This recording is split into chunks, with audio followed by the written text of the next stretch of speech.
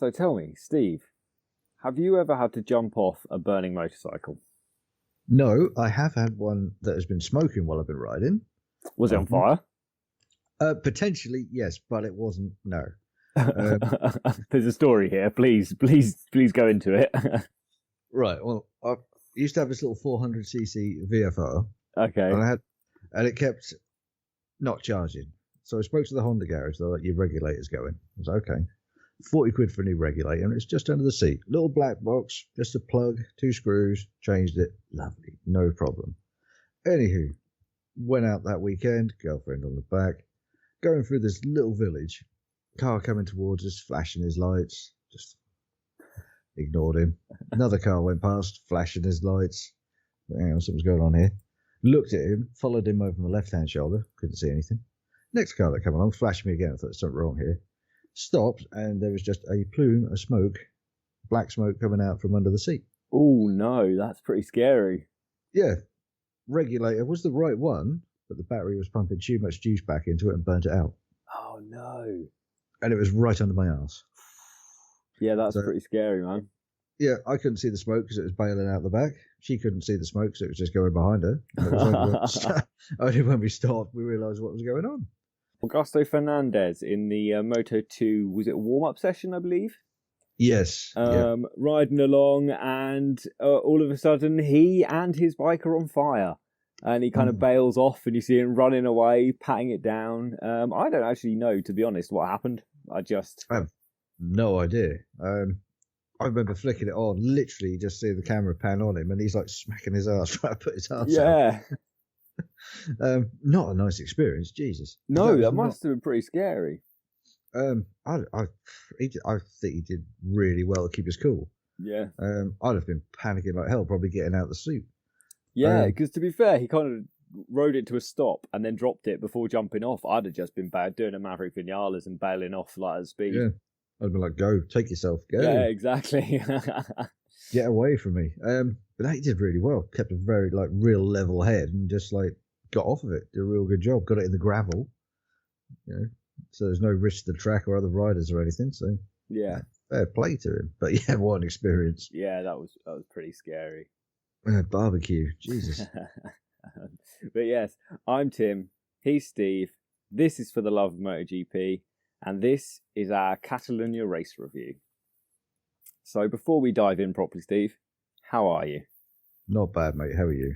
I'm very good. I'm actually on the hot chocolate tonight because I've decided that having 2 or 3 beers every single night since I've been in Scotland is probably the beginnings of a problem.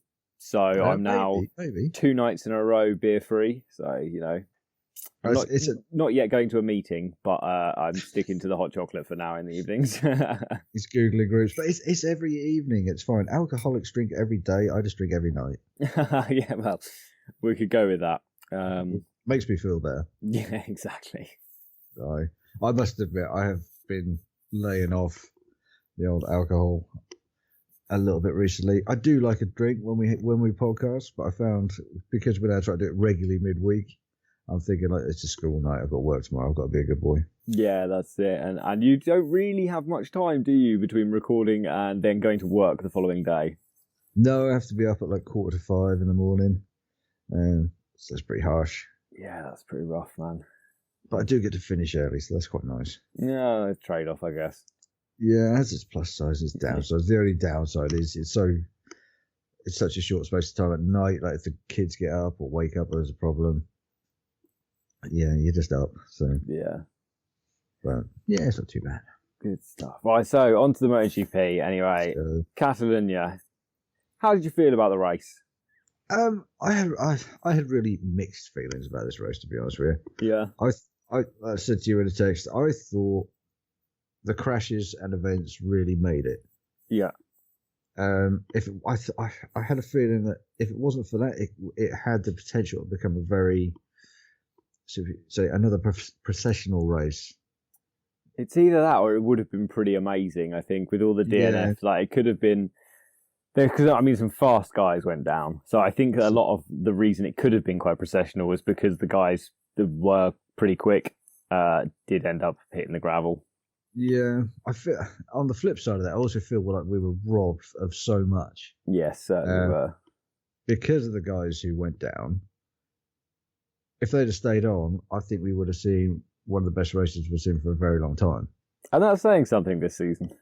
Yeah, I really do think, because there was a lot of people that went down with a lot to lose. It certainly was. I mean, we look at Dovi going down on turn 1 or turn 2 or whatever it was on lap 1. Yeah. Rossi going down in the latter stages of the race. He potentially was on for a race win. Exactly. It just that deflated as soon as, I think for a lot of people, as soon as those riders went down, it just burst the bubble. Yeah, it certainly did, I think. And I think part of that is because the people that, who know how to win championships or know how to challenge for championships, at least in the eyes of Dovi, and the people who know how to win in Rossi, well, they were all gone from this race. And the two guys that we are expecting now, I guess, to challenge for this championship in Quartararo and Mir came very close on track, but not quite scrapping just yet. No, that's a fight I think a lot of people are desperate to see. Yeah. But it's like the old teaser, Marquez, Rossi, Marquez, Dovi, if you will, that we didn't get for so long, and then suddenly it happens. Yeah. It will come. It will come, but it just didn't quite get there this week. Yes, that's certainly true. Mixed feelings, very, very mixed feelings about this race. Don't get me wrong, it's still bloody good. It's MotoGP, it's always good. Well, that's it, exactly. Have you noticed, though, this season, speaking of crashes, that we're now hearing the crashes on the TV before we see them? And I'd never noticed this before in the past. I know we've heard the commentators in the past say things like, "Oh, I think I've just heard someone go down." I always assumed they meant they'd heard someone like crashing near their commentary box. I'm so glad you put that in the show notes. I hold my hands up. I've been so busy this week, I didn't get time to make any notes. I thought earlier at work, I was like, shit, I haven't made any show notes yet. And luckily, Tim messaged me like 5 minutes later with the show notes. I was like, good lad. He's done all the hard work. Bless him. I noticed exactly that. The last 2 or 3 races, Jesus Christ, there was the biggest daddy long legs ever in here. So it just floated right past my head. Jesus. You look quite terrified, actually, mate. I just saw this thing that looked like a helicopter coming at me. Bloody hell. Where is he? He's still right here. I might just have to go and evict this guy because he looks like he might eat me. Do you have a fear of daddy long legs? No, but this fella's big. That's all right. He's gone in the living room now. Sarah will sort him out. Fair enough. We'll leave him to it then. Yeah, edit that bit out. I know you'll leave it in there. I'm definitely going to leave it in there. You know me. You've seen a ghost. I've just got attacked by daddy long legs. There we go. Exactly. Where the hell were we? Crashes. Be able to hear them. Crashes. Yes. Yeah. When you put that in there, I was like, thank God he's noticed. Because the last 2 or 3 races, every crash we seem to hear before the commentators are talking about it. And I've never noticed it before. It's very strange. I don't know whether was this kind of things, were they usually hidden behind crowd noises? That's my theory. Are we now, are the mics just more sensitive? I don't know what's going on, but there's something weird about it, and I'm not sure what it is. I would put my money on the fact that it's lack of background noise from the crowd. So the camera could just pick up everything. The guy goes in the gravel, the camera's pointing the other way, but you still pick it up because there's no roar from the crowd. Yeah, I guess that's probably true. I think that's the only thing it could be, unless suddenly this year the recording equipment Dorna have invested in is just off the bloody hook. Yeah. I've noticed it because several times, like the last few races, we're hearing it, and then 5 minutes later, Hodgie's going, someone's down. And it's like, well, we heard it 5 seconds ago, mate. Yeah, exactly. It's pretty strange. It'll be weird next year, actually, going back, assuming we'll have full grandstands next year. It'll be weird hearing people cheering again. I don't know if in some ways I like it without the background noise because you get to hear so much more of what's going on the track. I don't know if you noticed it, but a couple of times when the guys are spinning the rear and the camera's quite close on the corner, you can actually hear the squeal. Oh, I hadn't noticed it, actually. I've only heard it twice, and it's not for long. It's only a quick snippet. Okay. But it's very much Moto E tyre squeal. Yeah. Okay, that's interesting. Yeah, have a listen to the next race. I've called it just a glimmer. It is just a glimmer, mind you. Yeah. But it shows the difference what we can hear without, the roar of, say, a Mugello crowd. Yeah. Oh, great. I'll keep an ear out. Yeah, like I say, it's only twice, I think, and it's literally for a split second, so you got to be really, really on it. I normally crank the telly up to like as loud as it'll go. Make sure the entire cul-de-sac can hear it. Everyone's like, oh, fuck's sake, it's a Sunday again. Yeah. Steve's watching racing. Oh, I can see, mate, that is a big daddy long legs, because I can see that over the camera. He just literally attacked me. If Aussie Man was reviewing this, it would be destination fucked. I'll tell you what. Just a cheeky shout out to Aussie Man there. Yeah, he does make me laugh. That boy is great. Yeah, if he attacks me again, I'll have to go and just like murder him. Yeah, well, don't murder him. Just like kick him outside. Oh, I'll just kick him outside. So this weekend's race, anyway, rather than we'll try not to do a commentary on Steve and his battle with the daddy long legs here. The graphics from Dorna this weekend, Steve. Insane. The moving adverts, great, especially the monster graphics on this race, fantastic. The new graphics where we're getting like a front and rear facing camera, I think spot on, very good. I very much like the lean angle and the speed, which we've always had, or had for quite a long time. But now they're giving it to the rider we're on board with and the rider in front or behind. Yes. I really like that. The virtual fan wall, on the other hand, is a heap of shit and needs to go. Yeah, I liked the fact that they've jumped on the virtual fan wall so we could see who's there. But I didn't really like it. Oh, I think it's crap, mate. I think the idea was nice. I think they've done it once. They've tried it. They know it's crap. Please don't do it again. Yeah, I think I'll probably go on that one. I liked it, but at the same time, I didn't like it. Yeah. I think I probably liked it slightly more than you did, but... Yeah, I was quite irate with it. When I first saw it, I was like, oh, that's pretty good. And then it was clearly a delay to it. And then some people were celebrating, some weren't. Some guy was just off, staring off in the distance like he didn't know what was happening. It just looked rubbish. I did see one guy I saw one empty seat at one point. And I was like, get back in your seat, mate. I was quite jealous. I was like, I'd love to, have my face there. If you were here, we could have watched the race and got on there together. But I said, don't bail out on it. Yeah, I don't know. I just thought it was a waste of time. It's no different to you're still watching it on your TV, aren't you? You've got a webcam in your face as well. Yeah, I mean, nearly all sports are doing it in some version now, aren't they? Yeah, I sort of find it quite annoying. I found it really distracting. I don't know. I think I'll probably dislike it more if they keep doing it. It was like I say, I like the fact they tried it. I think it was crap, and I don't want to see it again. Fair enough. Yeah, but that's just me. So should we dive into the our usual order of going through teams, etc., etc.? We all know the drill by now. We'll start with the lowest ranked team and work our way up to the highest for this race. We will start with the lowest ranked team, which is lo and behold, Aprilia. So Bradley Smith qualified 21st, finished 16th. Fine.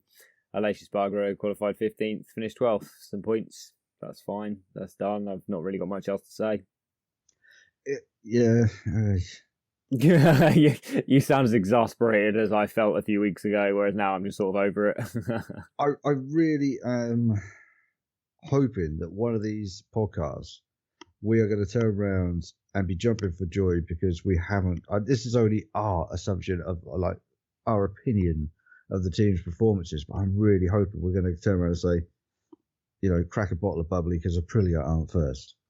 Oh, if there's a day where Aprilia aren't the worst team by performance over a race weekend, then I don't really know what I'll do, but I'll be very impressed.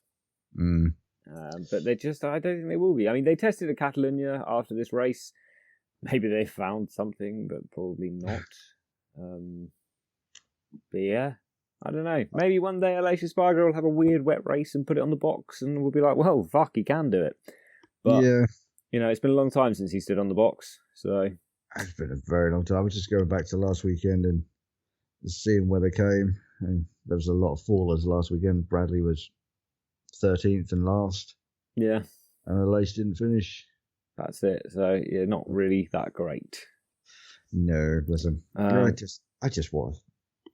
I don't know, give them all a big hug and tell them that'll be all right, and sort it out. Okay, so let's move on to a team that have had much more success this year, and that is KTM. So not a great weekend from KTM. Not for their standards, for the sort of example they've been setting of themselves, but that's the thing, isn't it? Because when I'm looking through how they actually qualified and how they raced, actually, it's pretty good, and it's following quite a linear progression from where they were last year to this year, and things are still looking great. But because they had a few really cracking results this year, a couple of race wins, a few podiums, like this, Binder qualifying 10th, finishing 11th. Espargaro qualified 7th, didn't finish the race. Oliveira qualified 12th, didn't finish the race, and Lecuona qualified 19th, finished in 14th. Still an improvement on what they were doing last year, and if they'd averaged this all year, I'd still be like, oh, they're doing okay. But they've had some really good highs this year, so this feels like quite a low in comparison. Yeah, they've shown their capability of what they could do. Yeah, but like we said previously, it is sometimes not a one-off. That's doing them an injustice, but they just have a bloody outstanding race, and I think now this weekend we just saw, like you say, their natural curve of progression. Yeah. So they're going in the right direction. I don't really know what to say, to be honest with you. It's one of those ones where I think we could sit here and chat and make a graph, and it would just be constantly going up and just improving. And each one of those riders looks really good as well. And even Iker Lecuona, I think, has really been improving this year.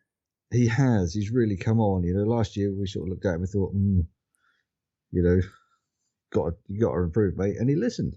They're going in the right direction. That bike looks bloody amazing. It's just, they're getting there. That's it. It will be interesting to see how they perform next year with no concessions. Yes. Yeah, that's going to be very interesting. But again, then with no concessions, it's kind of a different ball game, isn't it? Whereas at the minute they can make the changes. Yeah, well, they still can't do unlimited testing now, can they? They've kind of lost that already this year. But they have got, they've still got the extra engines this year. I think that's all they have got, actually, isn't it? That's all that's left of their concessions now is those extra 2 engines. Yeah, I think so, which gives them slightly more leeway, because we know other teams are burning through their engines like crazy. Although we haven't heard a lot about that, have we, coming on to that? Like, with Yamaha and stuff. We haven't heard much about them using up any more engines yet. No, all of a sudden that went quite quiet. But then if you've noticed, some storylines recently have been following that curve where a certain story will dominate the news for a week or two and then just disappear. Yeah.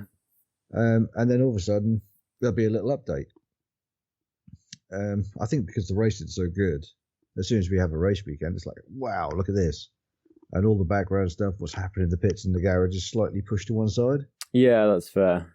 And everyone's talking about like the rider of the moment, the team at the moment, how well someone's done. Like, massive improvement here, massive improvement there. But all the background snippet noise is just kind of just being slightly overshadowed by everything else that's going on. But I'm sure we'll hear something else. Oh, yeah, without a doubt. When Quartararo blows up an engine in the final race of the year on the last lap, so he loses the championship because of it, then it will be big news again. Exactly, because that valve finally gave up. They nursed it for however many races. And all of a sudden it went pop. That's it. So let's move on to Honda, shall we? Yeah, let's do that. Honda, let's start with...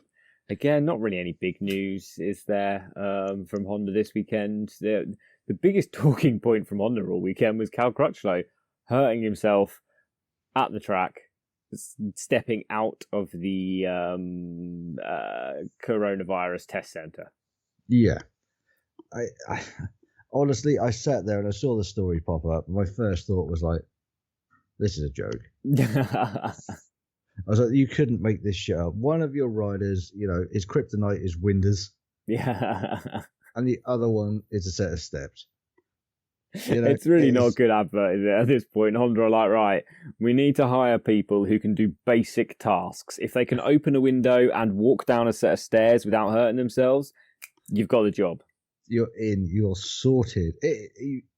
we said before, you couldn't script the stuff that is going on this year. We've had so much drama in this, what should have been probably one of the worst seasons we've seen for a long time. Yeah. But we've had more drama so far this season than we have had for the last 4 or 5 years, all mashed into one sort of honey pot and just given a big stir around with a big stick, and they've just flung bad luck at everyone. And, yeah, it does seem to be going that way. Unfortunately, they only flung it one way, and that was Honda. Yeah, I sort of missed and Yamaha's engine department, and actually it's hit most teams because it seems to have slapped Dovi square in the face. It's got a fair few, but Honda, I think, got the bowl literally thrown over the head at the end. Their luck this year, someone has just, someone's got a voodoo doll somewhere in the shape of Honda MotoGP and is just sticking pin after pin at that bad boy. So did Cal actually, was it ruptured ligaments in his ankle? Yeah, he put pictures on, I think it was Instagram and Twitter, and that looked bloody huge, actually. It was massive. It was absolutely massive. How the hell, the health and safety bloke at the MotoGP paddock must be on some, I don't know what he must be taking, but he must get palpitations every time Honda walk in the garage. The windows are screwed shut. There's no stairs anywhere. But, coming out the coronavirus test center, stepped out for something, and literally, what happened, whether he went completely over or not, no one really knows. But yeah, ruptured his ligaments. And how? Because those pictures that he put on Instagram, how is he going to get a boot on with his ankle like that? I wondered that. I thought, but we've seen him in the past where they have special gloves made. Yeah, so maybe he just had Alpine's, whoever makes his boots, come and just build him a special one with 2 days to go, or 1 day, or do they just? No idea. That, or he just took some painkillers, grin and bared it, and just put his foot in there. Yeah, potentially. I guess once it's in, isn't it? It's just keep it compressed. And Jesus, that must hurt, though. It's not nice, is it? But he qualified 16th and managed to finish in a respectable 10th place. Considering what he's been through, that is a bloody awesome ride. Yeah, his arm's still fucked. Now his ankle's fucked as well. He's lost 2 of his limbs, essentially, and is still able to run around and beat, 12 other guys to the finish line. It's insane. The guy is just a machine. Mm-hmm. There's pictures of him, I think it was in practice, just touching his foot down, doing the dangle. And he saw his leg just flick round, and everyone was like, eesh. Yeah. And he's fine. Got back to the pits, looked a bit sort of, that hurt a bit, and just walked in the pit. Just got in the garage, was like, yeah, I'm good. He is a bit of a machine, though, isn't he? If there's anyone, any sportsman or athlete anywhere that I think can take a pounding and still perform, Cal Crutchlow is that man. I'd love to sit down with him and just have a chat with him about his injuries and just generally how he feels. Because to go through all that, and the injuries he had in the past, the amount of cycling he does, and how physically demanding cycling is alone. I'd love to know how he just generally feels. Oh, mate, it doesn't matter how he feels now. Give it 10 years and he'll bloody know that he was a MotoGP rider. I know these guys have access to a lot of physio and a lot of doctors, but bloody hell, he's going to take some work when he's older. Yeah, he certainly will. But this weekend, man, that Castrol livery he was running was stunning. That really does look good. I'm really glad that they don't use that all the time. Yeah, me too. I think it would be a bit much if it was all the time, but every now and again, I think it's a really beautiful livery. Yeah, just to pull it out of the box and be like, here we go, because we know that LCR have different, Cal side of things have different sponsors from time to time. It's pretty much race to race, isn't it? Different sponsors. Yeah, pretty much. But just to pop it out there and just, that does look good. That has always looked good. They can use that as much as they want in my book. Not too much, because I still want to keep it special. Yeah, that's it. I saw a picture, actually, of the old... Do you remember that CWM sponsor they had? Oh, shit, what year was that? Jack Miller was riding with them then. Right. 2014, maybe? I had 14 in my head. Must have been 14. Yeah, because I think he was with the Ducati in 30. Oh, I can't remember now. Maybe it was 2015. Anyway, I can't remember. It was 2014. Yeah, it was. But that was a stunning livery. I really liked the CWM sponsored machine, but then that became a bit of a cock up. So the Castrol livery is certainly my second favourite of the LCR liveries. Definitely. So let's go to Taka Nakagami, then Cal's teammate. Qualified in 11th, finished 7th. It's a pretty quiet race. Didn't see a lot of him on TV. He was scrapping here and there. He was scrapping with the two Pramac boys for a little while towards the end of the race. But other than that, just quietly going about his business, scored some reasonable points. It was such a spread out race, this one as well. You look at the timers between the guys. There's some big gaps. Yeah, it was gaps between groups, wasn't it? Yeah, there's so much going on elsewhere that just unfortunately poor old Taka didn't get that much TV time. Well, that's it. I'd really like to see him take the next step now. I feel like this year he's taken a big step from his performance throughout previous years in the Premier class. And I'd like to see him take this final step and be regularly fighting for those podium positions. Yeah, absolutely. I completely agree with you. He's shown his class this year what he can do instead of suddenly making leaps and bounds. Yeah. And it's like you say, it's now the time for him to really push forward and show us what he's capable of. Yeah, that's it. And we're seeing that Crutchlow is leaving LCR next year and being replaced by Alex Marquez. Yeah. So he's got almost, he will essentially become their number one rider, I guess. So for him, it is time. Take the bull by the horns and go for it, son. Nothing to lose. It's ironic though, isn't it? Because will he become their number one rider? Because Alex Marquez will be on current year machinery. I think this year sort of shows Taka's on 2090 right now. Yeah.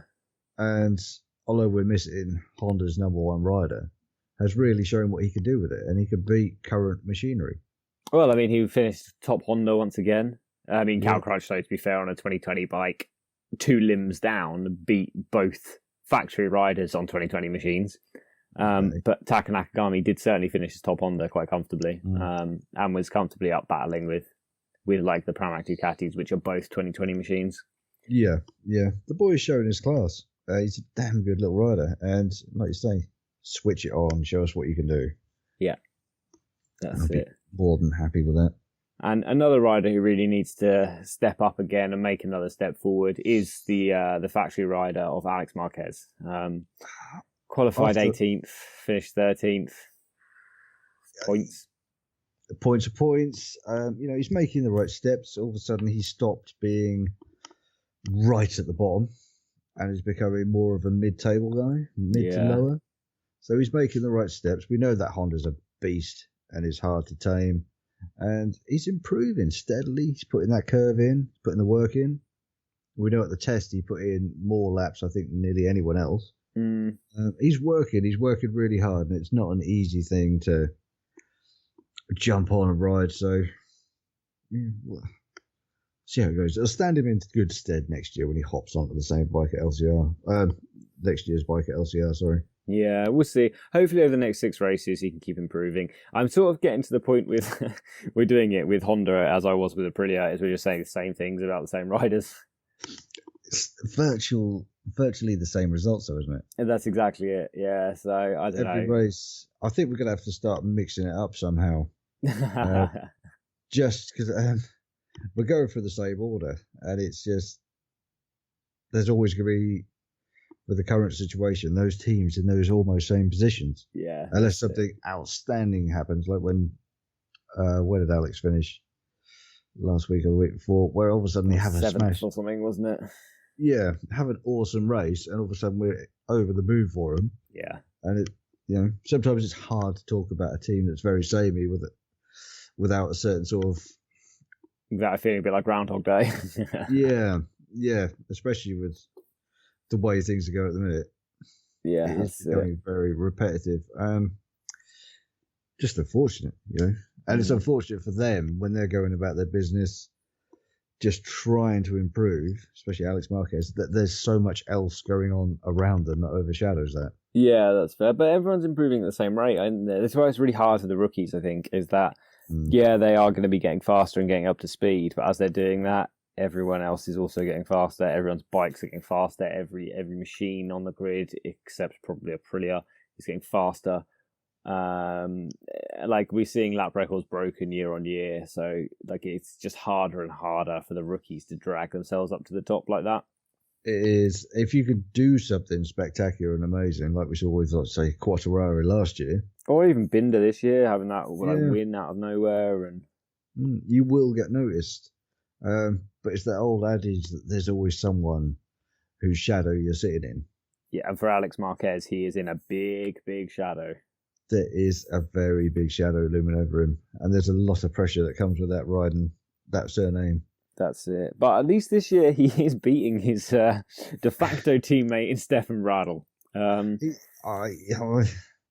Stefan Bradl, honestly, I didn't even realise he was in this race until I came through to write these notes and watched the race for a second time. I thought Stefan Bradl was still out after having surgery. Didn't even realise he was there. I knew he was back because I watched qualifying, saw him there. But yeah, you're right. For a test rider who has put in so many laps, got so much experience with this bike, you could quite easily be forgiven for not realising he's there. Yeah, well, he's a commentator, isn't he? He's supposed to be full-time now for German TV. So I guess this would be the equivalent. I don't know, who's Michael Laverty would probably be the closest equivalent for Brits watching on BT Sport. Would be Michael Laverty jumping onto a factory Honda and trying to perform. And we all know he wouldn't be able to because he's a very accomplished rider. He still rides World Endurance. He still... does he do any superbike stuff apart from endurance racing anymore? I don't know if he does. I don't know. He's still accomplished. Hodgie. Yeah, well, Hodgie's a bit older though, isn't he? Like Hodgie's not been on the grid for a very long time, whereas like MLav has. But you just wouldn't expect him to go out there, and you would think, I don't know why Honda are still putting him out there, and maybe it is just to test parts, but I don't know. But yeah, it's a very strange one where you can be forgotten in a race, and it's not very often where we speak about someone not realising they were there. It's bizarre. I honestly thought he would come out and do better this season than what he has done. I really did. I thought we were going to see him out being top Honda. I mean, I didn't, but at the same time, I didn't expect him to do this badly. No, I thought at the start of the season he might just jump on and be something incredible. Really did. I thought not incredible as in terms of winning races and just going out there and making us all drop a chin and be like, "Wow, what's he? Why couldn't you do this before?" But coming on, just outshining all the rest, pushing Cal, and just consistently being the top Honda. Yeah, but just not happened. Not happened at all. No, that's it. So let's move on to Ducati. Ducati had a eventful weekend, I think it's fair to say. I think that's a good way of putting it. Yeah, so let's start with this chronologically with Dovizioso qualifying in 17th. Yes. Coming into this race as the title leader, as the championship leader, and arguably the title favourite to an extent, but not really having performed all year. No. Dovi puts it in 17th, doesn't even get out of Q1. No. He then on the start, he made up a shit ton of places off the line. He made up 6 or 7 places by the time they were into turn 1. That Ducati just blistered off the line. Yeah, it flew, and he was doing very nicely. And then as the pack bunched together, we saw another Ducati of Danilo Petrucci, who had qualified in 9th place. He started to lose the front. He started to lose the front wheel. Managed to catch it on his knee and his elbow and threw himself back up, and he was okay. But Johan Zarco on another Ducati again from qualifying in 6th place and had dropped back a few places off the line. Zarco either grabbed a big handful of front brake or kind of jerked out of the way to avoid what he thought was a crashing Danilo Petrucci. But in doing so, Zarco himself crashed and wiped out Ducati's lead rider and the championship leader in Andrea Dovizioso. Complete racing incident. A 100% a racing incident. No one's fault at all. And it's just a horrible series of events for Ducati that it involved half of their bikes. Yeah, no fault of Petrucci's. He's had a moment. Zarco was his first, second corner, so everyone's bunched together. Yeah. Zarco's reacted, gone down, took out Dovi. They were heading into a left-hand corner. Dovi's on the outside. Momentum's going to take you out of the track. Push, down you go. Yeah. And exactly like the commentator said, at a track like this where you want to be at the front, that's what happens when you don't qualify on the front two rows. Yeah, that's exactly it. You get marred in the pack. And how many times do we see, especially in Moto 3, a little bit in Moto 2, a big group of riders all heading at the same corner, 3, 4, 5 abreast. One of them on the inside has a moment, and it's like dominoes. They all sit up.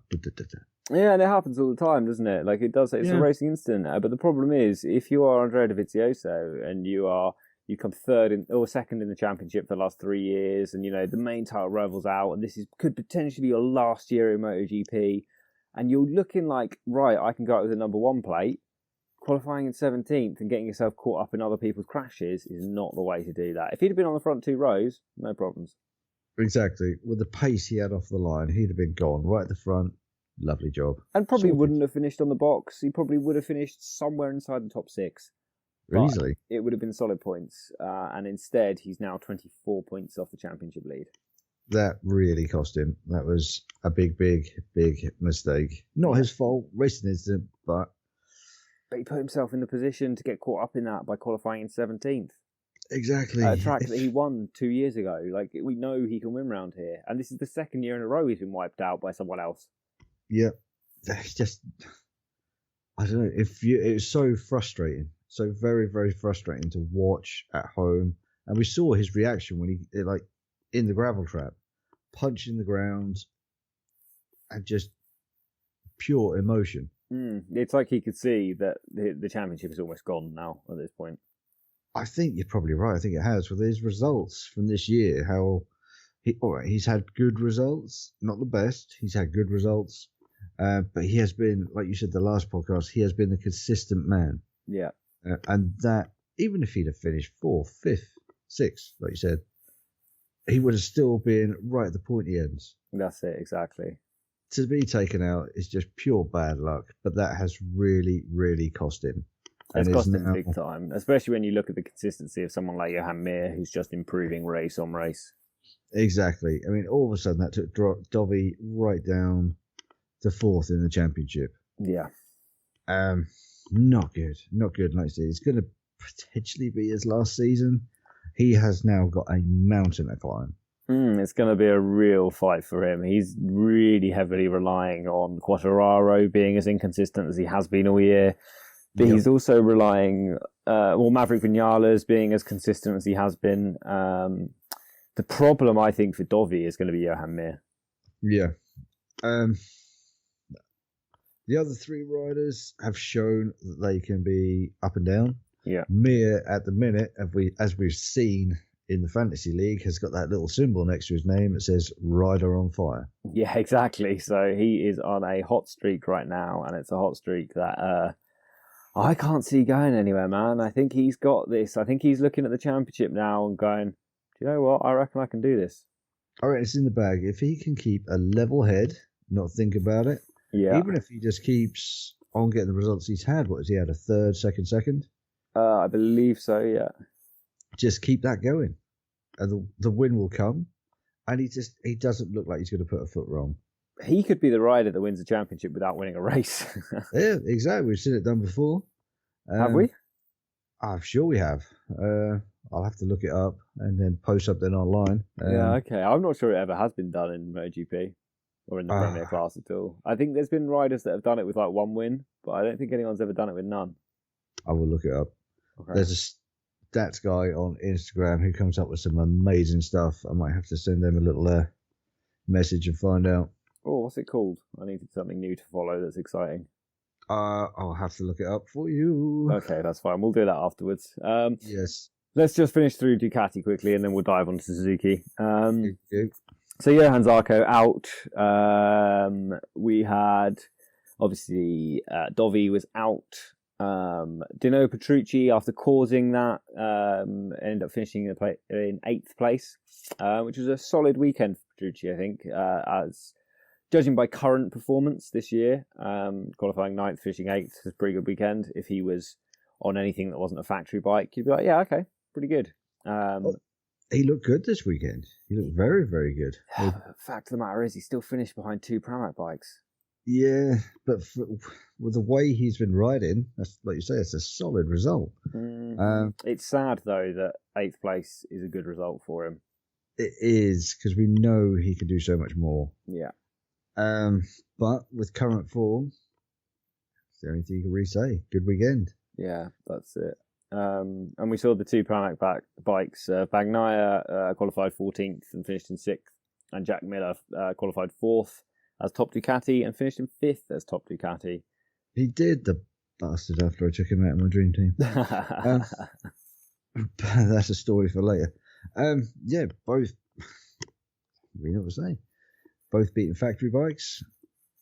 Both looking good. Both racing. And probably, well, I mean, Miller is on the factory team next year, and I imagine Bagnaia will be as well. Suzuki getting their first double podium since 2007. Mate. Yes. I think it was quite a special day for the blue team there. Did you see the celebrations? Yes, it looks like good fun. It did look like good fun. Bike to be on, mate.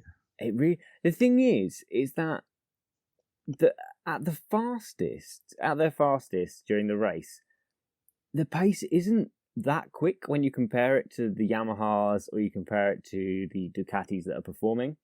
No. But as everyone else's tyres drop, there's less drop in performance from the Suzukis than there is from everyone else. So while they can just keep touch in those early laps, the second half of the race, when everyone else has dropped off quite a lot, their pace really has. Everyone's losing half a second a lap. They've only lost 0.2. So they start clawing all that back. All right, you look at both riders when they're going around the track. Wheels in line, very smooth. Suzuki have made a machine that for those two riders, Rins and Mir, it is so comfortable and easy to ride. And they could. Sorry, mate. No, it's okay. I interrupted, but I was going to say, like, it's amazing seeing like how it works with their different riding styles as well. Exactly. That is exactly where I was then going. You've got contrasting styles, but they can both do exactly the same thing and get the same results with the same bike. Yeah. Package, mate. Absolute package. You want to walk into MotoGP, go to Suzuki. The problem is their qualifying, isn't it? And I think we've said this in the last show, and I think we'll probably say it for the rest of the season, is their qualifying might be what holds them back from winning a rider's title this year. Yeah, that one lap outright pace is what's going to be stripping them up. We saw it with Mir, qualified 13th this weekend. Rins qualified 13th. Rins qualified 13th. That's a big deficit to make up on one of the best bikes on the grid. You put that on the second row of the grid, let's say 5th, for instance, you've got a race winner. Well, that's the thing, isn't it? If they can get 0.2 into there, let's just have a quick look. Johan Mir did qualify in 8th this race. And he was, bloody hell, it's a big gap. It's 0.8 of a second to Frankie Morbidelli, who qualified in 1st. If he could have shaved, 0.4 off, so not even half a second off. I say not even half a second, like that's an easy gap in MotoGP. That's a gulf in time now. Exactly. But if he could shave off that, and say 0.4 he could shave off, he would have started in 5th place, probably 4th, 5th, 6th. And I think he'd have won the race. Same with Rins. Rins qualified 13th. If he could have been up on the front 2 rows, probably also could have won the race. Yeah, they just get a handle on that qualifying. Just a little bit more speed, maybe, down the straights. Yeah, just something. There's something that's not right for their outright, flat out, like kind of grit your teeth and go for it pace. And it's not either rider. No. Which we see in the race. Like Johan Mir finished 2nd, Alex Rins finished 3rd. So we know they're really quick guys. But there's something about that Suzuki, and I think it's like what I was saying, when their tyres are at their peak, they're not as fast as everyone else. They're only as fast as everyone else on worn tyres. Yeah. So there is a fundamental issue with how that bike performs. Not even full of fuel, because it's not going to be full of fuel for a qualifying run. It's just how it performs on the tyres, I think. And it just cannot get the best out of the tyres in the early laps. Here's a question for you. Would you trade that for a faster bike? One that could give you that extra 4/10? The package you got now for one that could put you on the front row every race and potentially have a more detrimental effect on your tyres? Two scenarios here. If I was a rider, no, because that's scary. If I was a team manager, yes, because I would make sure we had riders that were good enough to deal with that. And I believe Johan Mir and Alex Rins are two riders that would be good enough to deal with that. I like that answer. Very, very political team manager answer there from Tim. The petrol head of me says, fuck it, let's go quick. Yeah, I think it would be scary. I think I'd probably be scary. But they're not far away. They're just a snippet, one little bit away from just being that 100% perfect package. Yeah. It's just, Mir's win is coming. It has to be, doesn't it? It's not fun. And if this race was a lap or two longer, it would have already been there. Oh, he'd have had it. He'd have had it all day long. You okay? You seen a ghost? Oh, no, I'm fine. Sorry, my phone started buzzing at me. I'll turn it over. I'm in my own little world. But yeah, both Mir and Rins could have won that race if they'd have qualified better. Absolutely. Mir for the title. I want him to have it so bad now. He's only 8 points off, mate. It is only 8 points. So that's nothing. And I'm sure that Suzuki team have got the sense to just say to him, don't worry about it. Yeah. Do not worry about it. I mean, the results he's getting, freaking amazing. And like you say, a double podium for the first time since, 2007 with Chris Vermeulen and... that was about 4 years before I started watching MotoGP, mate, so I couldn't tell you who was the... was it Capirossi? I think it could have been Capirossi. I was then trying to rack my brains to think who it was. It's definitely Vermeulen. I can remember that bit anyway. But anywho, such a good weekend for them. Such a good weekend for them. Let me have a look. Tim's Googling. I am Googling, but it's just not come through as quickly as I'd hoped. Was it John Hopkins? Oh, Hopper, yes. Yeah, I think it was John Hopkins. Yeah, Hopper. I found an MCN article from 2007. Oh. Yeah, about him leaving. I can't believe that's still on their website. Oh, it was updated in 2014 as well, which is weird. So strange. Someone went back. Yeah, that is strange. I imagine that was just an SEO update. I've got a stack of old MCNs in a box in the loft, which I thought from over the years are significant. Like the, so we say, Rossi Yamaha Wilcom edition. Oh, okay. I bet some of them, mate. You get a good enough collection there. That's. I think it's about 20 or 30 up there. They've just literally, they've never even been read. They've come off the shelf, gone home, gone in the box, gone upstairs. Nice. That might be worth something in the future, man. Oh, he's a bit of a hoarder. But yeah, it was nice to see Alex Rins back on the box. He hasn't stood on the podium since Silverstone last year, where he had that epic last lap battle with Marquez. Oh, yes. And after the injuries and stuff he's been through this year, after being torn apart by his teammate, it's been really good to see him back on the box, back in proper form again. And I'm now looking at him being like, shit, if he hadn't had that injury in Jerez, he would be right up in the title fight as well. Definitely, 100%. So more happened with that injury than I think was let on, and like his recent results have shown that. Yeah, and I completely agree with you. If that hadn't happened, I'm pretty convinced he would have been leading the championship and possibly pulling a lead away by now. Yeah, that's probably fair.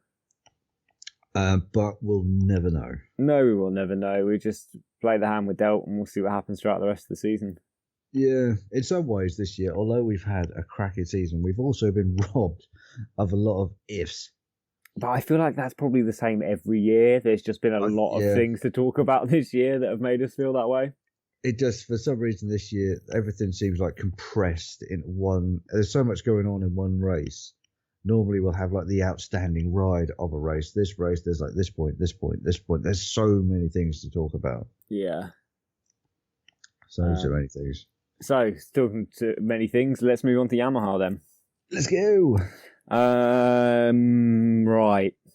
Where do we start from here? Let's start from their finishing positions. So, Valentino Rossi qualified in third, can't even speak anymore. Qualified in third. And Tim's so upset. Yeah, and crashed out with... Can't remember how many laps to go now, but it's his 350th MotoGP race. 350th MotoGP race. Not even not even a Grand Prix, I don't think. Nope. I think it was his premier class race. I'm pretty sure you're right. Which is bonkers. That man has raced, I don't know how many premier class races there's been, but it feels like not really that many. That's another stat to look up. How many? I'll look that one up as well. I need a notepad. I bet he's raced in like a third of them or something stupid. Well, I think he's only missed the two from when he broke his leg in 2010. The 2 or 3. Didn't he miss some last year? Did he miss one last year? Oh, he might have missed one last year. Yeah, forgot about that. But even so, let's say he's missed 5 races since 2004. That no one else has ever done that. But he was hunting for his 200th podium this weekend as well. Yeah, well, it's the same podium he's been hunting for since when was his last podium? Feels like a while ago. 2017? No, it was his last win. Last year, sometime. Yeah, is he still on the podium this year? No. Okay. But yeah, he looked really solid this weekend. He looked like he was on for a podium, potentially the win. Yeah, most people had him tipped for the win, if not a guaranteed podium. Yeah, and I think he would have ended up battling with Rins at the end for the podium. Yeah, he was on his way. But he was, yeah. He had the tyres left. He looked like he had, at the time, more tyres than Quartararo, who was leading the race.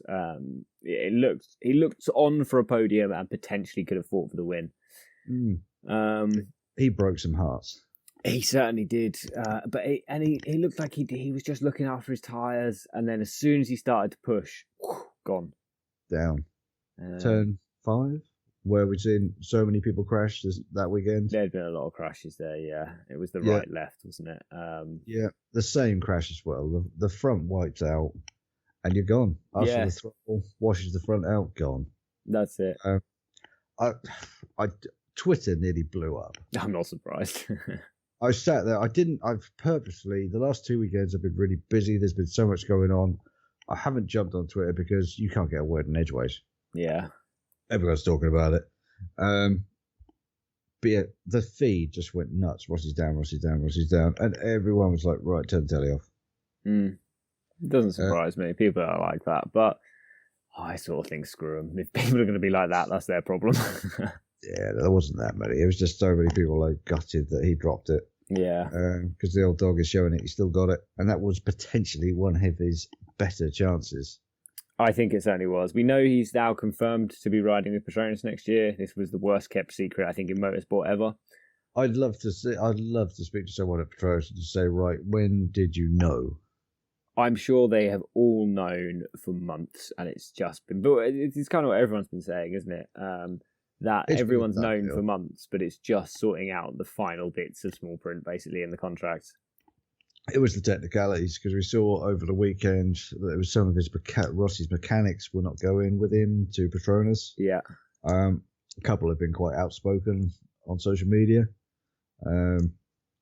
saying how they really wanted to go finish their careers there with him. Yeah. Some of them have been with him for a long, long time. But it was just those bits to sort out. And obviously Petronas to put together, we've seen a very, very good team.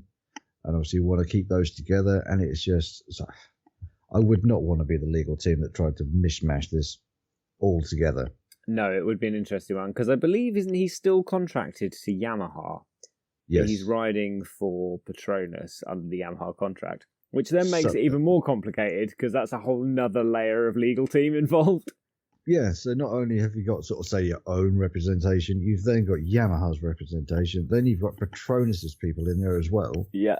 And then you're probably going to have however many sponsors in there. Yeah. Wanting their penny's worth. And at the same time, there's going to be every other little snippet going on.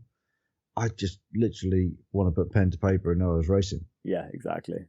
I'm that kind of person. I was like, look, I want to get on that bike tomorrow and ride. I mean, Valentino Rossi's not a man that if he wants to race, he'll race. He's not got to worry, has he, about having a contract signed? Because if he says to a team, I'll race for you, they'll be like, yeah, all right, give us a few months, we'll sort it. Yeah, it'll get done. And we've seen, this has obviously been a long slog. Like you said, it's been the worst kept secret.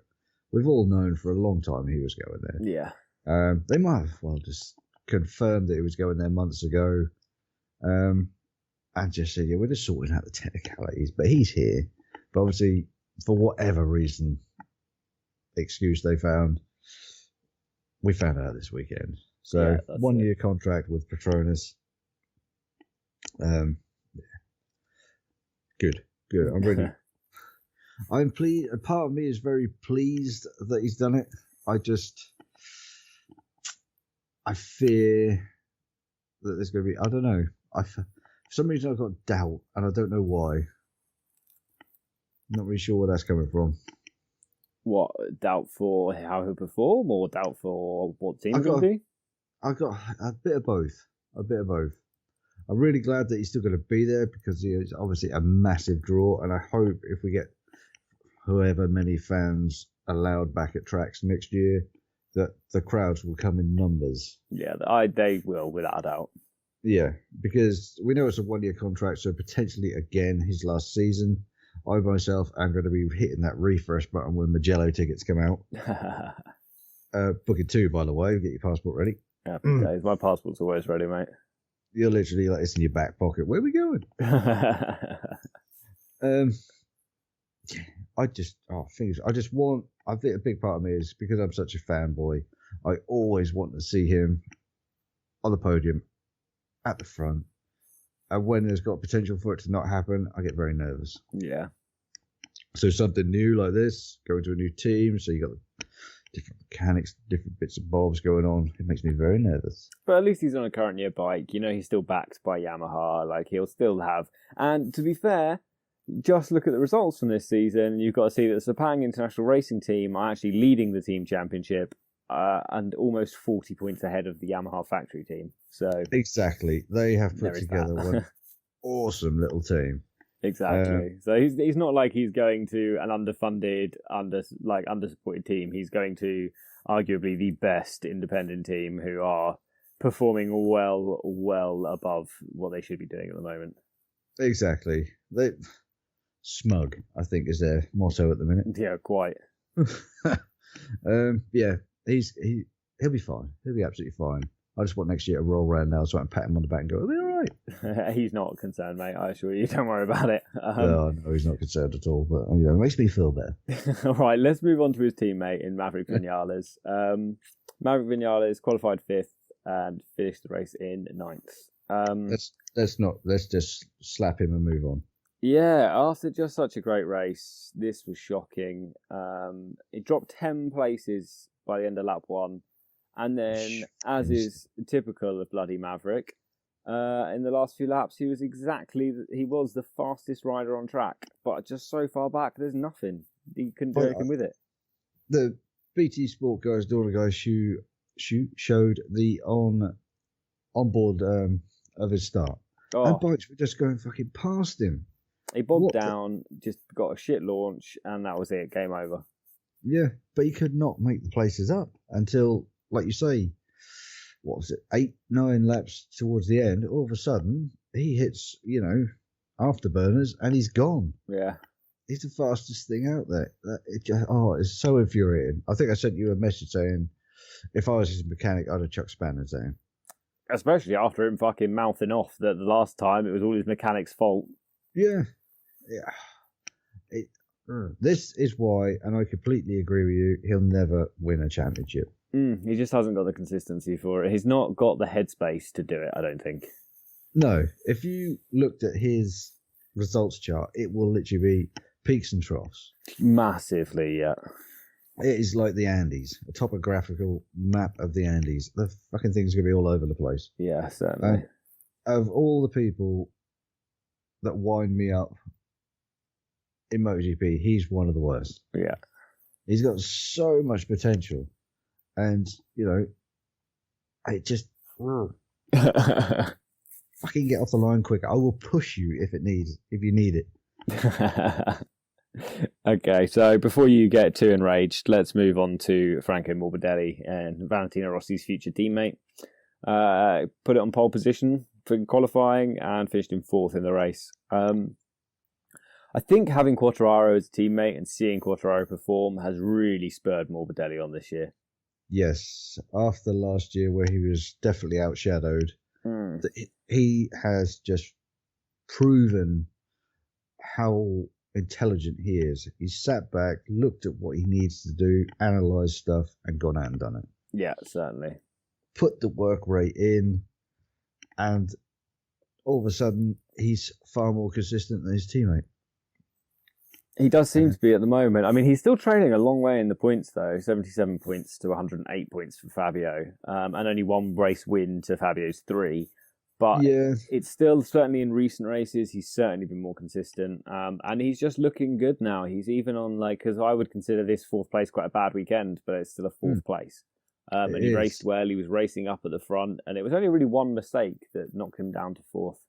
Yeah, one little thing. And all these riders make mistakes during the race. Of course they do, yeah. But he just looks good. So all the time, everything he does, qualifying, good. Racing, good. Looks smooth on the bike, comfortable. Looks cool as fuck as well. Yeah. Bloody annoying. I'm going to shave his head. Yeah, he's certainly improved a lot from last year, and every year he seems to have improved. And, I mean, can you see him taking Vinales' ride come 2022? Yeah. Yeah, I really can. I could see the current Petronas team being the factory Yamaha team. Yep. Vinales, I don't know where he'll be. Somewhere. Is he damaged goods at this point? Would you take him if you were a team boss? If I was Aprilia. Yeah, I mean, I'll give you that. But no. Why would you replace... Let's go with Suzuki. Well, I mean, you wouldn't... The only way Suzuki are replacing a rider is if one of those riders leave. Yeah, exactly. Let's go down to, let's say, Pramac. We know both their seats are currently empty. But I mean, to be fair, Pramac wouldn't be a bad place for Maverick to go. No, not at all. In fact, if I was Ducati, that might be what I would do with him. I would take him, put him in Pramac, and be like, prove yourself on this bike, and I'll give you a factory bike next year. Yeah, good shout. But no, aside from that, he's not going to. He'll see his contract out next year, and I can't see him staying beyond that. Well, I think he'll stay. I think he'll find a ride because he is a race winner. He is considered a championship favourite at the start of each season. He's 3rd place in the championship now. But he'll never win it. No, you can't rely on him to do that. To take the gloves off and get in a fist fight. You can't rely on him to do that. Because I'd love to have a show of hands of everyone around the world who put him in their dream team this week because he won last week. I mean, I didn't because I expected him to do exactly this. You didn't? I didn't put him in my dream team because I expected exactly this to happen. No, but I wonder how many people did because they thought, right, this is Maverick's back. And all of a sudden he screwed you out of how many points? Yeah, quite. Just think about what if you're Lynn Jarvis. He must be savage. I'd love to be a fly on the wall in a debrief and just Lynn roll up with that stern face and go, well, what happened? What happened and why did we get rid of Rossi rather than you next year? Yeah, exactly. Because let's face it, if Lynn Jarvis came towards me with that face, I'd been long gone, mate. In a taxi, still in my leathers, gone. Yeah. Just a little note left on my sorry, fucked it up. Off. Most frustrating bloke in the paddock. Yeah, without a doubt. So let's jump into our race winner before we go to anti-Maverick here. And just to be fair, I do think Maverick is a quick rider. I just don't think he's consistent enough to win a championship. On his day, he is unstoppable. Yeah. It is just solely his consistency. Yeah, that's it. And it makes me feel better about the fact that I'm not a MotoGP rider to have to slate one of them, so I'll continue to do it. But Fabio Quartararo won the race, qualified second, won the race. Pretty poor start, actually, but then kind of just goes head down and battled his way back to the lead. Before halfway through, he was in front, pushed hard on those tyres, really hard, pulled a big gap. At the end of the race, he was like he was riding on marbles, man. Both wheels drifting around every corner. It was a sight to behold. It was something special, wasn't it? When he started pushing, because like you say, he dropped down a bit, and all of a sudden he was just that little bit quicker than everyone else. And it was just that little bit extra speed that blew his tyres. Yeah. And then all of a sudden there was a shot of him, and it looked like both wheels were going different angles completely. Yeah. And all of a sudden it was like, he's going down. He's not gone down. No, there was that moment around the last lap as well where you could see Mir catching him, and you're like, shit, Mir is doing him like 0.8, almost a second a lap now. Yeah. And he wasn't far behind, and you see him look over his shoulder, look back at Mir, and even though he's wearing a dark visor, you can almost see the expression, which is like, oh shit. Yeah, there was a huge difference in speed and time, and like I said, one more lap, and not even one whole lap, a half lap. Yeah. If they'd have had that gap at the start of the last lap, Mir would have had him. Certainly. Without a doubt. But somehow he nursed it back to first place. Yeah, he did. It reminded me a lot of... I remember a race a few years ago where Jorge Lorenzo on the Yamaha went out on the softs and pulled a massive gap. And then in the last 5 laps, Marc Marquez on hard tyres reeled him in really, really close. And the final few corners, they were within a few tenths of each other. It was so close. And it reminded me very much of that. And again, it was that person who pushed on the soft tyres early managed to win the race. Yeah, sometimes that risk is worth it. If you could just go. Get track position, go, yeah. Just punch that gap and then somehow just ride on ice. Yeah, really nurse those tyres. Yeah, because, to be almost a second slower is a huge, huge gap in MotoGP. But it works. It is a tactic that works. Yeah, that's but it is completely reliant on you also having the skill to nurse those tyres at the end. Yeah, exactly. And you've got to have the confidence to know you can pull a gap big enough that you can give up a second a lap towards the end of the race and still have enough to win. Yeah. It was scary to watch, but I was really pleased for the guy that he's come back to winning ways because he's got such emotion. Oh, it was great, yeah. Didn't set off his airbag, which I was slightly frustrated with because I really wanted to see him punch the tank and all of a sudden go poof. I quite like the fact that he celebrates so hard that his airbag just puffs up a lot. I think that's brilliant. That first time he won and punched the tank and you see him holding his chest, you're like, fuck. Yeah. Shit, set that off. Yeah. And there's a great shot, like we were talking before we started recording on the MotoGP website at the minute, of him stood on the podium, the 2018, I think it is, in exactly the same pose as this Yes, weekend. he just won his first and only Moto2 race there. Yeah. But it's like, if you change the colours and put it in black and white, it would be like spot the difference. Yeah, exactly. Even the leathers are almost in exactly the same spot down his wrist, and he's got a perfect little bit of tattoo showing. Yeah. You couldn't have photoshopped it any better. Yeah, I thought it was great. I just ripped my headphones off my head there. So overall, actually, now I've spoken about it again with you, I've sort of changed my mind, and I really did enjoy the race. This seems to happen to me when I kind of watch it by myself, and I'm like, yeah, that was an okay race. It's been a cracking season. And then when I start talking to you about it, because I get quite animated and a bit excited, and that hot chocolate has obviously given me a real buzz today. Your eyes are pretty big at the minute. Yeah, I hadn't told you what else was in that hot chocolate, mate. Hey. So, yeah, now I think I enjoyed the race. I get very much the same. I really like watching the race here with the family, but when you've got like a thoroughbred MotoGP fan like we are together, when we've watched the couple of races that we have done together, it gives you that buzz. Yeah, certainly. And it's like this weekend, we were watching the race. It got down to the last lap, Brody's trying to go to sleep. I was walking around the living room with Brody on my shoulder, like, go to sleep. Yeah, Daddy loves you. Come on, sleep. And halfway through the last lap, Enzo's going, Daddy hungry. I was like, mate, just give me a second, half a lap. And he's literally in front of me, Daddy hungry. I love you.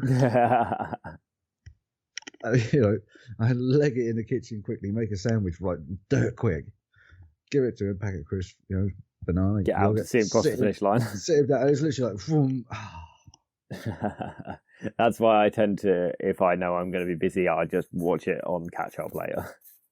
See, I'm training. That's it. Right. So then, that brings us to the end of our race review. Shall we run through the fantasy league quickly? Let's go for it, because there's been quite a few changes this week, I think. Yeah, I've just got to find it again. I've made all my windows too small, so I can't actually... I had it open, and now I don't, so give me a second while I click some things.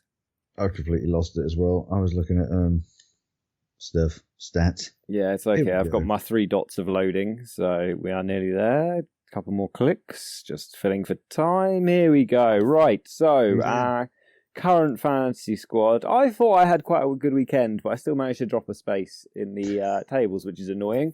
So we'll go from the bottom up, and we will do the top 11, as Steve likes, because there is still only 11 people. So remember, you can invite your friends. It's a bit late this year, but tell them about it next year. It's all a bit of fun. We'll do it. Yeah, we'll do one every year. That's it. It's easy enough. We might even do prizes next year. No promises. I'll draw you a picture or something. So 11th place we have Tuji. In 10th place there is Alex Rinzo Antinoda. Mummy Racer is in 9th place. 47 Riders is in 8th, which I've just realised might be a play on 47 Ronin. So pretty clever if that is the case. 7th place is me with Tim's Titans. 6th place, Caballero Cruzado. 5th place is Rapid Racing. 4th place is Steve with the official For the Love of MotoGP team. And then 3rd place on 740 points is Big Al Racing. 2nd place on 754.5 points is Sassy Chassis Lassie. And taking a commanding lead at the top on 761 points, 761.5 points, and having scored the most points out of anyone in our league in the last race, is Mission Now Win. So that's a hefty chunk of points he's got there. 100, or he or she. Sorry, 124 points. Yeah, in that round. That was at least 9 points higher than anyone else last race. I am, just out of curiosity, going to go into the MotoGP official league. And just see who scored the most points. Yeah. So 124. Yeah. Even the top 10... Jesus Christ, the first person apparently in the world is Quartararism. He's got 914 points. Wow, that's quite an achievement at this point. I'd like to get in and see what other people's teams are. I'd like to get in and see what other teams are. But literally 108, 109, 108, 107. Whatever this dude did, he had to use his bonus, his booster. Literally, no one has really got above 107 or 108. That is quite an achievement. Yeah. 101, 104. Yeah, that's right down to 110th. And it is, leaps and bounds ahead of everyone else. Wow, there we go then. Happy day. So that's our fantasy league. We've got some things to say. Where are we? So next week's show, guys. Next week's show is actually a show that we recorded last week. So there's going to be some weird time travel involved. It's a show that we recorded with Amy Reynolds, who, if you watch any of the actual Dorna and official MotoGP coverage, you will know. Formerly Amy Dargan. But I just guess I should let you know that it was recorded last week because we actually speak about the Catalan race or the Catalunya race as if it's in the future, which when we recorded it was, but obviously when you're listening it won't be. So it's some weird time travel going on, and without a TARDIS, because mine is broken down at the moment, I can't actually go and fix that. So just let you know that is the case with that. It's what it is. It is what it is. Podcasting, isn't it? It's all about time travel. But it was a fun show. I enjoyed it, and hopefully you guys enjoy it too. Yeah, she was a really good guest to have on. It was a pleasure to talk to her. Yeah, it certainly was. And you'll see all that next week, or hear all that next week. But in the meantime, if you've got anything you want to say to us, you've got any questions for us, we are by no means experts in the world of MotoGP, but I think we probably have a above average knowledge of what goes on in MotoGP. We've spoken to enough people in the paddock. Fair. Yeah, I think that's fair. So if you've got any questions, feel free to ask us. If you've got anything you want to say, again, feel free. And you can find us at... We are For the Love of MotoGP, and we are on Instagram, Twitter, and Facebook. Or drop us an email at fortheloveofmotogp@gmail.com. I did it again. Nailed it. You're getting good at this, man. I've been practicing. I have been practicing. But yeah, seriously, if there's anything you want us to talk about, let us know. Yeah, do please let us know. And like we say, any questions, anything, fire them our way.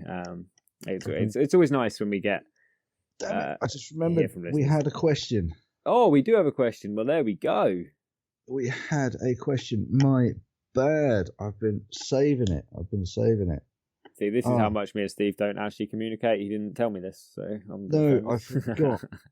I completely forgot. It is on the Facebook page. Oh, okay. So I probably should have checked. I'm on a weird social media ban. Not a real social media ban. I just don't really like Facebook. I'm not a massive fan. It's a good way of communicating with people. I'll have to find it. I'll tell you what we will do. I will do an online bit. I will get on there. But basically, we had a question from a chap who asked us about the rumours of Sepang Racing Team going to Suzuki in 2022. Yes, actually, this is a good point because we haven't really spoken about these rumours, and I don't really know how much there is with them. Maybe we should have a chat with Simon or someone about that and get some more intel. Yeah, I think one of the reasons why I didn't answer it because I'm not 100% sure. I should have probably answered and said, I'll see, let me do some digging. Yeah. And we'll get back to you. It's certainly a fun one. I do like it as an idea. But yeah, I'm not sure. It depends, doesn't it? It's one of those that it depends on what happens to the VR46 squad. If they come up, chances are, yes, they'll be on Yamahas. Yes. But I don't know really what's going to happen with the idea of Sepang Racing Team going to Suzuki. I guess, I don't know if this is one of those rumours that's just spoken about. I like the idea. But I guess what we'll do is we will have a chat with, maybe we'll actively ask Simon or ask some people in the paddock, and we will get back to it for the next show we record, and we will let you know. We certainly will. I will do my best. I will apologise to the chap who sent us the message on Facebook. It's okay, I've got it here. It was Edward Johan. Edward Johan, there you are, chap. We will do our best to do some digging for you, and we'll answer you on Facebook. Yeah. We'll do it in the next podcast. Yeah, one of us will answer you, let you know that we have actually seen your message, and we will acknowledge you and get back to you. Yeah, that works. Good stuff. Right, so on that note, we will, like we're saying, if you've got any questions, do ask, and we will try our best to actually answer them. Do apologise, mate. But yeah, we're trying. We're trying. I should probably check Facebook more than I actually do, but it's the first time I've been on here in ages, mate, and I've just got hundreds of notifications, so I'm just going to close it and pretend I didn't see it. But yes, Edward, we will try and find out for you what we can, and we will let you know on the next show. We'll do some digging. Cool. Right, so any more questions from anyone, please do ask, and we will endeavour to do it properly. and not this half-assed approach. We will try and be more professional. That's it. Right, so and this is where we ask a favour. It's an easy favour. But if you, wherever you're listening, guys, if you have a chance to rate, review us, please do so. 5 stars would be nice. 10 out of 10 would be nice, but anything honest is fine. Any criticisms, just send them to us in a message instead of putting them out into the public world. No, you can put those there as well. But it really does help us out if you can leave us reviews, ratings, wherever you're listening. And I think that's it. Yeah, can't think of anything else. Cool. So like and subscribe. Yeah, like and subscribe. There we go. See, Steve's on it. He might not get the @gmail.com every time, but he does know the like and subscribe. Got that bit down. So thank you very much for listening, guys. You will hear from us next week, but that, like I say, that's a pre-recorded show, so we will be back with you the following week properly. So we will speak to you then. Have a good one, and goodbye. Take care, guys.